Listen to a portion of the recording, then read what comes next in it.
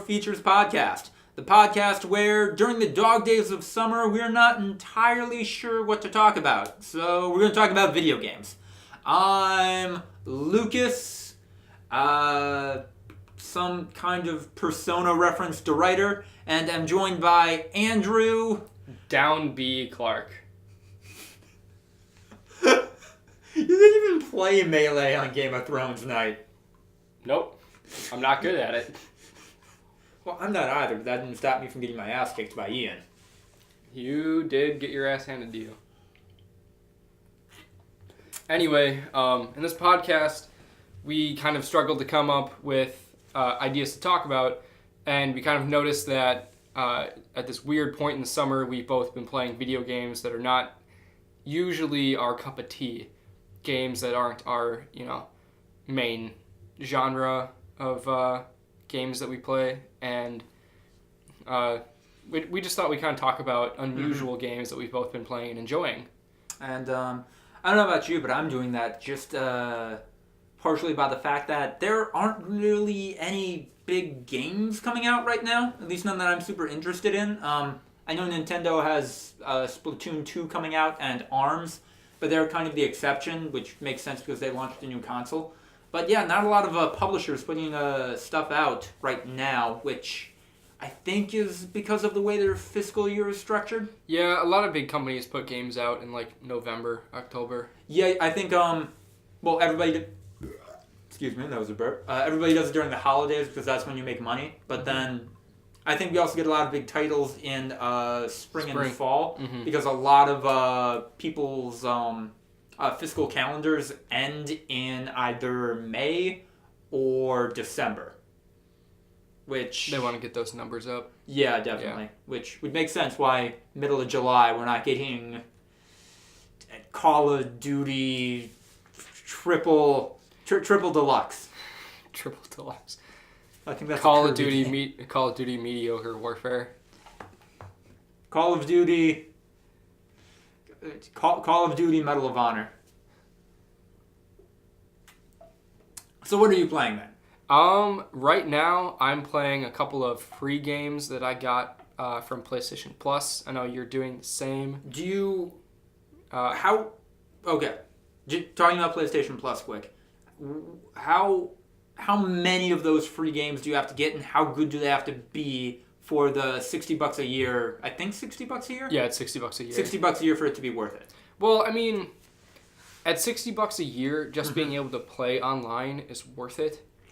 It's $5 a month. Yeah. Yeah, it's shitty that on PS3 it doesn't cost money to play online, but on PS4 it does. That was a transition that took me some time to get used to, but it's worth it. Right. If you don't have it, then that's 90% of my game game time just gone. Yeah. Not playing online. But that being said, basically if you get games that are worth a certain amount that I'm going to play, whatever their face value is that they would have been otherwise, not in that free month, that's what the amount of money it takes to make up for it. So I downloaded Killing Floor. Yep. Which is, I think, a $20 or $30 game. It's only about a year or two old as well, right? Yeah, it's not very old. I think it came out in October of last year. Oh, wow. Okay. And I downloaded Until Dawn, which was a full-priced game. It's been out for over a year now, so I think it's more like... I think it's more like $30 right now. That's starting to get into $30-$40 territory. Yeah, and I downloaded the Game of Thrones Telltale game, which again was 6 parts. I think each one was $10 or $15. Now it wouldn't be nearly that much. I think the season pass is probably, if I had to guess, it's 2 years old, so I'm guessing it's probably $20, $20-$30. And this is just the first installment of Game of Thrones that you got, or did you get the entire... It's all of the first season. The first season is 6 parts. Okay. The second... that's all there is so far. Okay. There is no season 2 so far. Which I imagine Telltale's will be coming been out making soon, which is why it's free now. Yeah, okay. Yeah. But that's about $80 or $90 worth of video games that I've downloaded so far.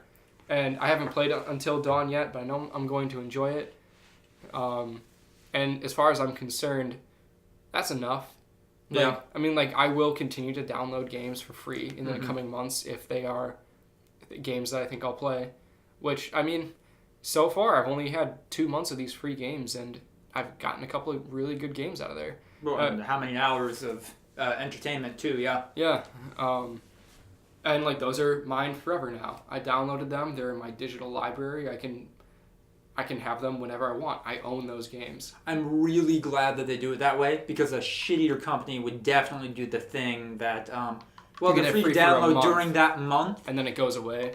or not even it goes away. I'm thinking like the half step below that if you have to uninstall it for whatever reason, like you need to make room so you can play another game, well, that's going to be money for you to ever download it again. Yeah. But, well, we've both been playing Killing Floor. How about we talk about that? And then you get into the games you've been playing that I haven't, and I can to the games that I've been playing and you haven't. Because all 3 of those games are not typically the kind of games that I would play. But yeah, let's talk about Killing Floor.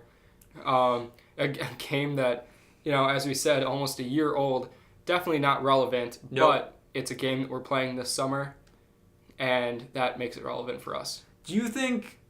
So Killing Floor, for those listening who don't know, is basically Call of Duty Zombies, but an entire game.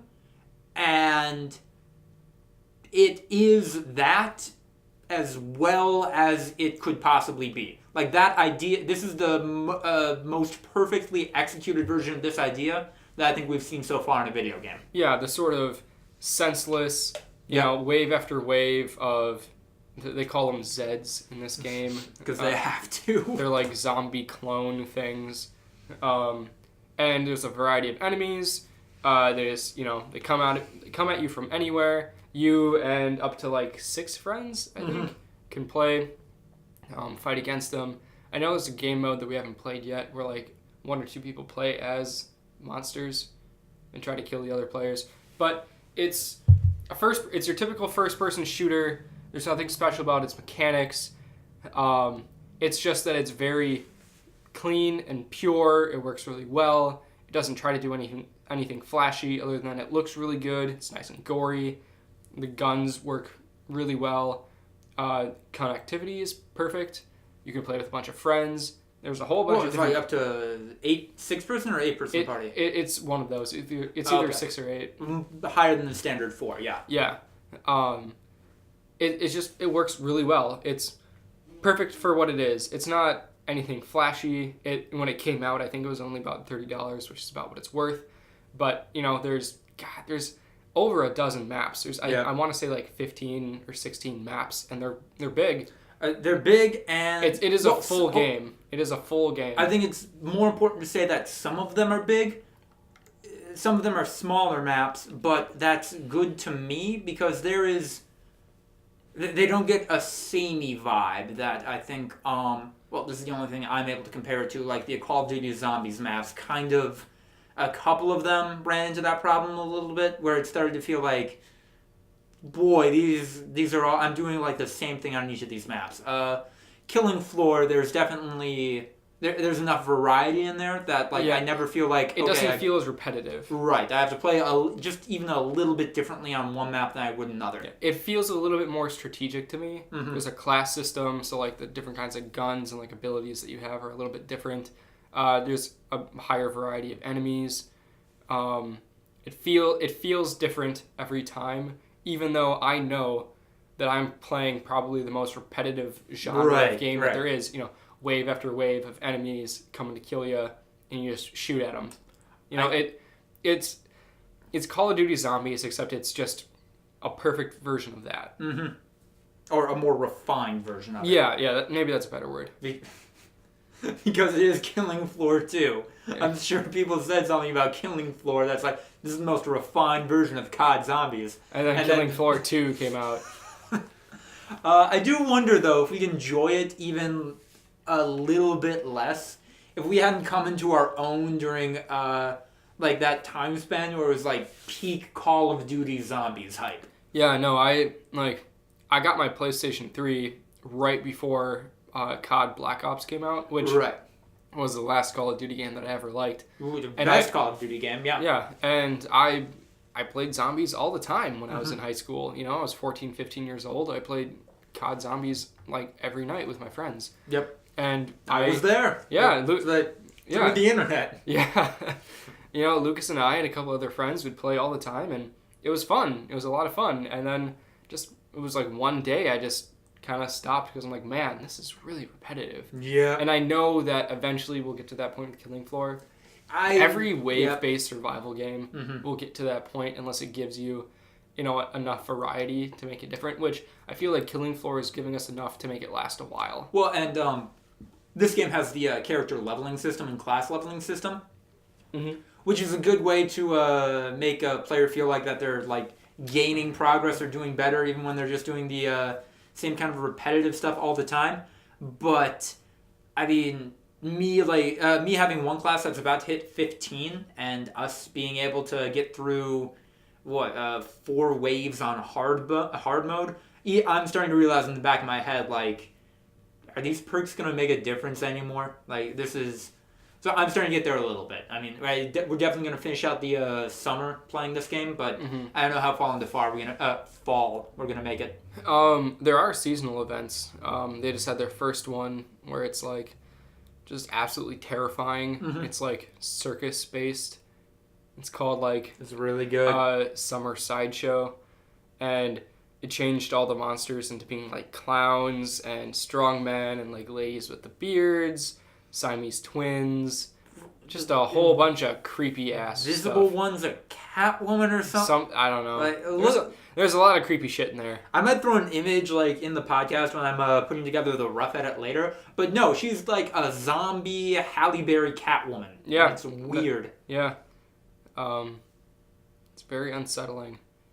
Speaking of multiplayer games, we're also playing a bit more Overwatch than what we have in the past. Yeah, I mean, Overwatch is by no means irrelevant at all. Overwatch is going to be there for a while. We got back into it, though. We've taken a break. It's just that, like, now that I have my own PS4, now that we don't live together, we get to play as a team more. I'm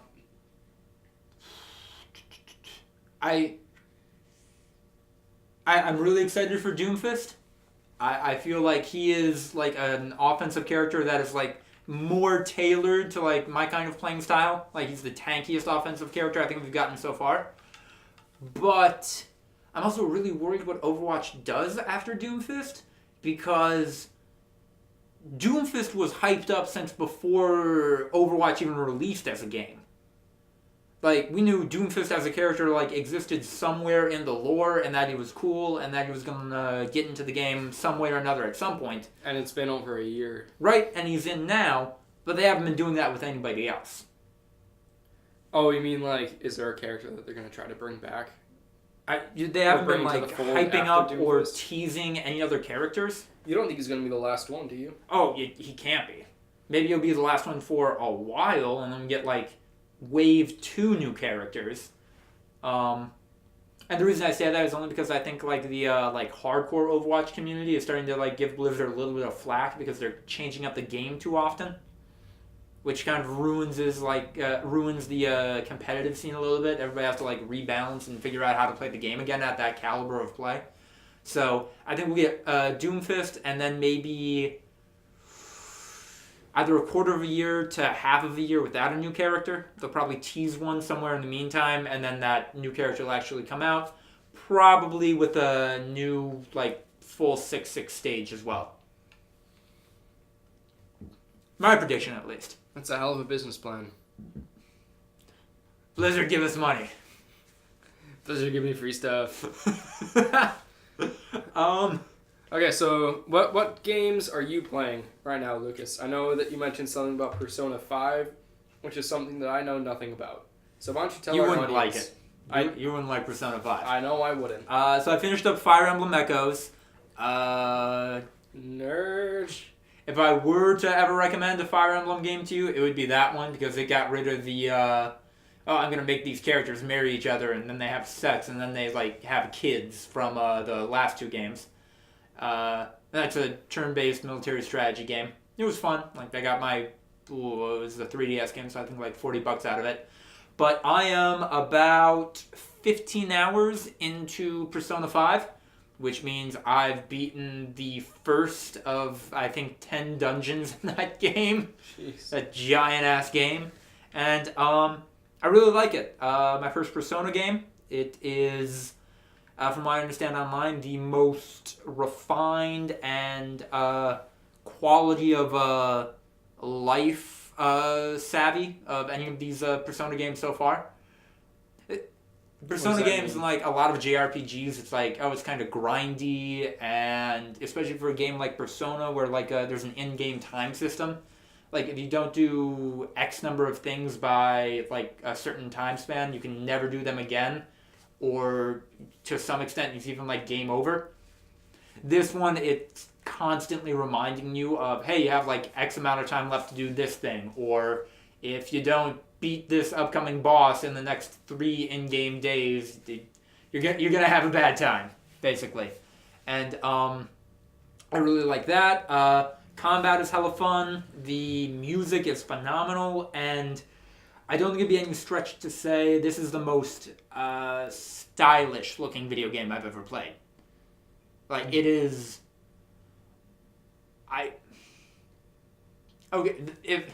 I'm going to tell you something about Persona 5, and your reaction to it is 100% going to determine whether or not you get any amount of enjoyment out of this game. Oh, I think I know what the answer is going to be already.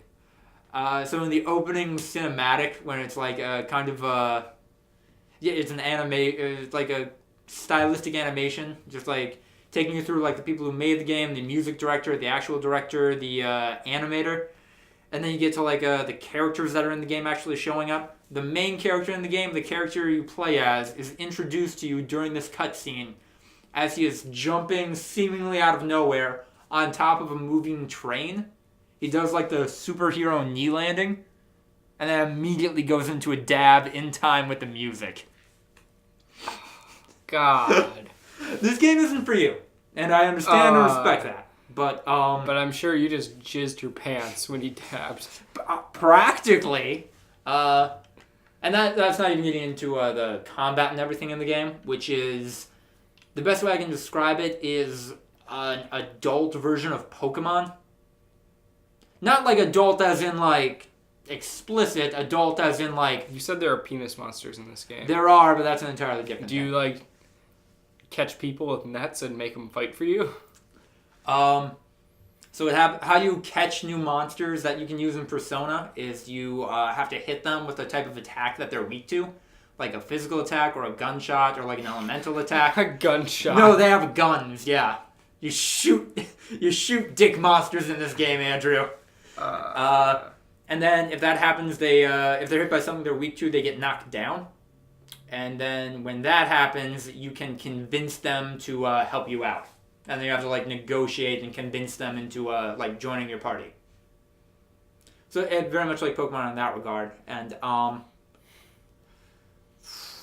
love this game, and I'm not even finished with it. One last point I want to make though is that this is a different kind of rated M game than what I'm used to playing. Like Fallout 4, for example, is M rated because there is a lot of violence, bit of drug and alcohol references, and some swearing. Persona 5, like, in the course of beating what is essentially the first level of the game is talking about issues of, like, students being abused by a teacher. Students being sexually assaulted and raped by a teacher. And just very, like, real kind of relatable, like, bad, mature shit that I was What kind of teachers did you have in high school? Okay, not relatable, but like, I've heard of like a situation, like, this is a situation in real life. This is a real thing. Whereas opposed to Fallout 4, like, shooting... Monsters?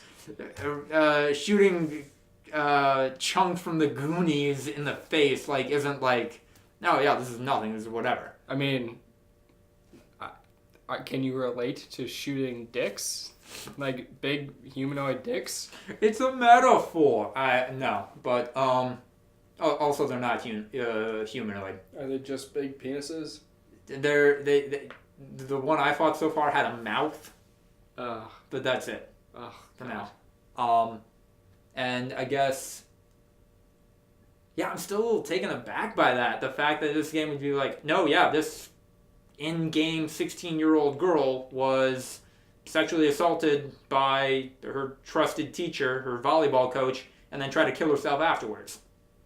Shit. Like, that is, wow, this is a real thing. And I, not really ever having played a game that is about something that's as, like, small world real as that, it struck a chord with me. And if anybody out there like resonated with anything I just said in the past 5-10 minutes, I very much recommend you go check this out. The only thing I wish about this game, although a part of me like is glad it isn't because then I just waste all my time on it, is that it was on the Nintendo Switch so that I could take it places with me and play it there. But that's enough about what I'm jerking off to right now. In video game jerking off to right now. Andrew, what's getting you going in the world of games? Well, I've been playing Telltale's Game of Thrones lately. Another one of those free games. Very much not a game that I would usually play. As it's only, like, calling it a video game is... It's only a video game in the loosest description. You know, it's basically a choose your own adventure storybook except on a screen. I think the best description of Telltale games I've heard is, a middle ground between a digital novel and an adventure game. Yeah, it's I don't know. It's very fun. It really pulls you in. It feels like the show. It feels like the show Game of Thrones. The story is very high quality. The only gripe that I have with it is that the decisions that you make, it feels like it's impossible to get them right. One, because you're limited to essentially 3 choices, with the choice of not saying anything at all is always an option. Not saying or doing anything is an option. I feel like 9 times out of 10, though, that is the worst choice to go with. It depends. But usually, yeah. And there's the situations that you're placed in are usually like damned if you do, damned if you don't. Okay. And so it feels like it's impossible to get right. And like small things that don't really seem to matter sometimes like come into play at the end. But also, as I've been kind of like researching the game, like the choices that I've made to see if I've kind of been making the right ones, a lot of them don't matter. Yeah, and that's the only thing that makes me pissed off is that like there's a situation where at one point you're playing as a handmaiden in King's Landing to this one noble lady, and you're like forming an alliance with Tyrion Lannister to like help your family out. And there gets to be a point where like she gets mad at you for talking to him because it makes her look bad. Right. And he approaches you like, and you like have to say that, you know, like, oh, I'm sorry, you know, like it won't happen again. Or you could lie to her and say that it didn't happen at all. Either way, he approaches you and like says, hey, I got that thing ready. You'll have to come with me and like sign it or something. And your lady is there. And well, first off, that happens no matter what you choose. But also, no matter what you choose, to either stay with your lady and say like, oh, I'm sorry, I can't go with you anymore. Like this is off. Or go with him. Your lady will react the same, saying like, I can't believe you're doing a deal with this guy, like I'm kicking you out. Nah. But then even if you go with him, he like has you sign the thing, but then like he gets like Tyrion, because this is happening concurrently when like Joffrey dies. Right. Spoiler alert. He gets arrested and you have to sneak into his office later and get the contract and then like send it out. And so like all of those things happen no matter what you choose. And there are choices in the game that matter. And it's kind of frustrating because there are big things like kill a guy or let him live. That may or may not matter because sometimes it doesn't come into play until like a couple episodes down the line. Right. Or like pick up a thing you found on the ground that seems kind of inconsequential. That will matter at some point. I can very much relate to that playing Persona 5. In that game, having conversations with like teammates or allies or whatever, about 60% of the time, how you respond to them or how you answer a question will affect like how much they appreciate you or how much they like respect you or something. And like if you build up that respect or appreciation, you like get new abilities in the game, like all of that stuff. 40% of the time though, it's okay, this is basically a tunnel of conversation that can veer off slightly, but no matter what, it's going to be point A to point B. Yeah. And like there are a couple of times playing this game where like I'll choose an option and it'll say like Marjorie remembered that, Tyrion remembered that, Jon Snow remembered that. I'm like, but fuck, was that a good response? Did they like that? Did they not like that? I don't know. I don't know what that means. Well, it's better to make an impression than not, whether for good or bad. Yeah. And like there's a couple of times where I'm wondering like, can I decide to do this one thing or am I gonna get funneled into the end?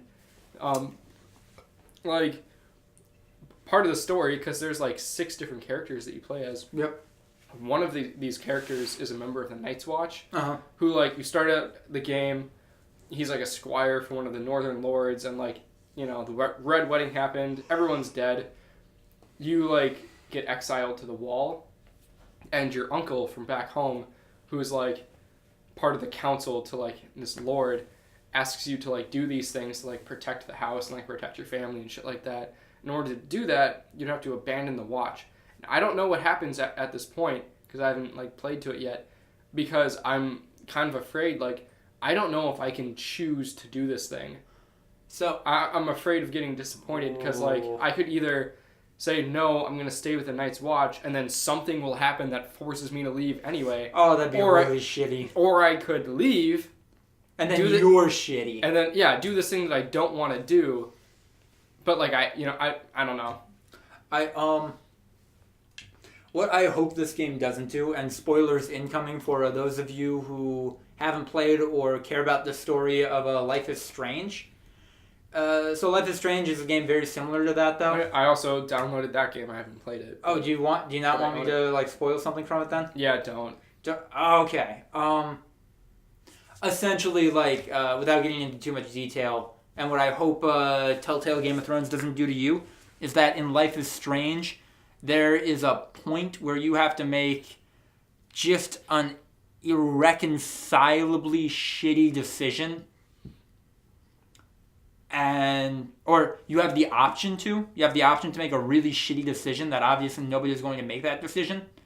But then you find out later in the game that you have to make that decision in order to like not have anybody die or something dramatic like that. Mm. And like it's a seemingly like totally unrelated, like how would this possibly affect this later on? But yeah. Yeah. And like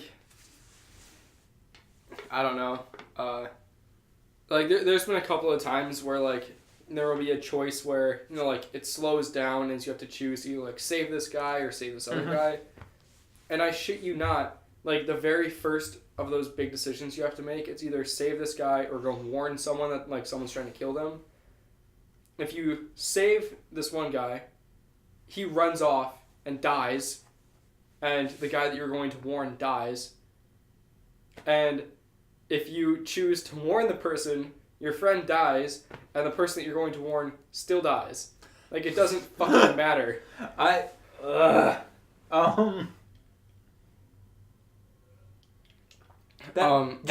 And like, I kind of get part of it, that like, it's not about the ending. Right. It's about the journey that you take, the choices that you make, the kind of person that you act as, like, in this, in narrative story. Like, this very, like, refined story.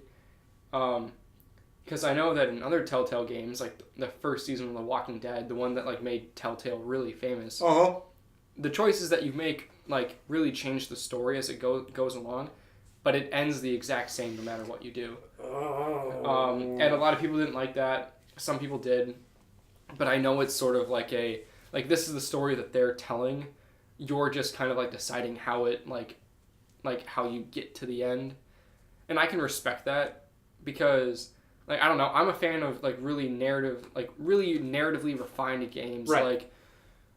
Uncharted, The Last of Us, Red Dead Redemption. Those are my favorite games. Games that are both refined narratively and very clearly like this is about something. Yeah, the people that made the game, they are deciding like how the story begins, right, how it goes, and how it ends. There are definite life lessons and grander tones apparent in this in this text. Yeah. Right. And like I love that. I love stories. I love good narratives. It's just like this is a really good narrative that I'm playing through right now. It's just the option of giving me to choose some things feels really weird when sometimes it matters and sometimes it doesn't. And so I have to play the entire time like it matters, because sometimes it does. It's just, it feels weird when I'm like, oh, okay. Also, I had a really funny moment where, I don't know, like, we're both fans of ProZD, the voice actor, who's on Twitter and stuff. One of his, Vine things that he made a while back was, like, when the choice that you make doesn't affect the game. Oh! And whereas, like, there's, like, a, be aggressive and attack or something like that, or, like, be passive, and I had the exact same moment where there's a point where this guy is, like you're the lord of this hall, and, this guy came in, he's yelling, and he's, like, threatening to kill your family and shit like that. And your options are be silent, tell him to please calm down, insult him, or, like, yell at him. Oh. And so, like, insult and yell seem like they're pretty similar, so I'm like, I'm gonna tell him to please calm down.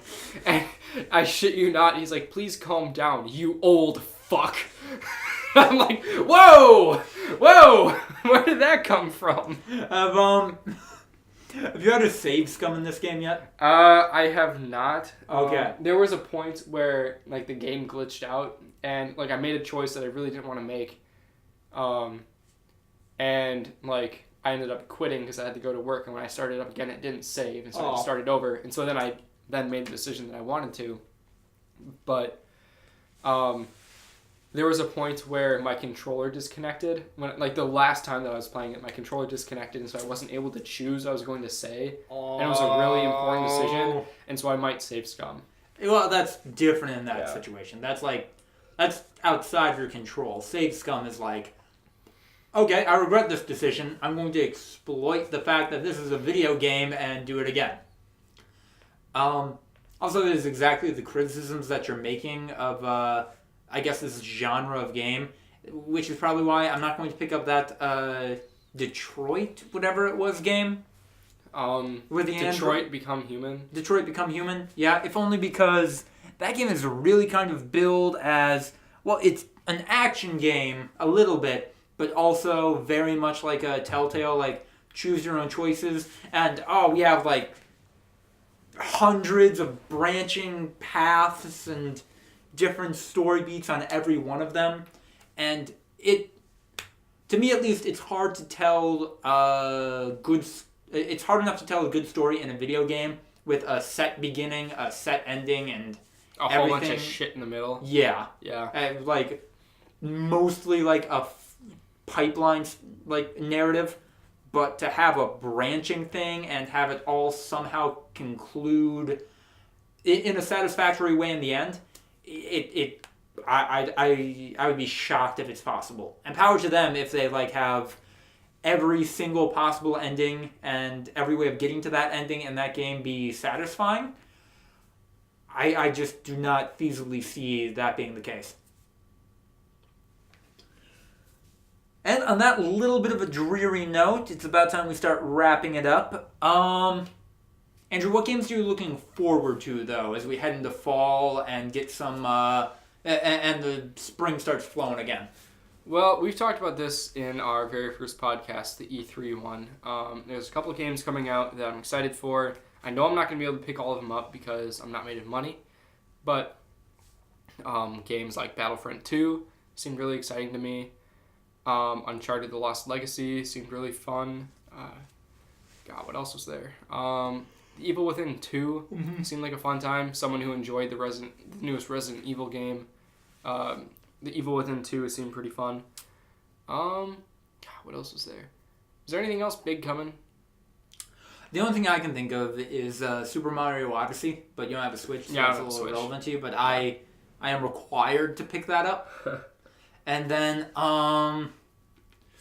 I know there's another console or a console Fire Emblem game coming out either at the end of this year or beginning of 2018, and that's probably the next big one I'm looking forward to. Okay. I don't know why, but it always seems like that, like the video games I'm interested in or would be willing to play, they always come out like within 2 months of one another. Yeah. So you just sort of like spend all your money in video games. And then, or create the backlist. Yeah. Which, game that's at the top of my backlist right now, Final Fantasy XII, the remaster. I've been recommended that game by a couple of trusted sources, so I'm gonna have to check it out after I'm done sinking 60 to 80 hours into Persona 5. God, if I had time, I think the game that's on the top of my backlist right now would be Horizon Zero Dawn. You don't have time. I don't have time. Nobody has time. I don't have 40 or 50 hours to put into a game right now. What are the odds of you breaking your leg, going on unemployment for 2 months, and then just playing that constantly? I don't know. How strong are your boots? You want to break my shin right now? I don't want... Well, if it'll make you happy, I will. Andrew, if it'll make you happy, I will break your shin. Okay, well, on that shin-breaking note, I'm going to bid all of you farewell, and I hope to see you on the next podcast. Thanks for tuning in, guys. Have an awesome time until we see you next time. Bye-bye.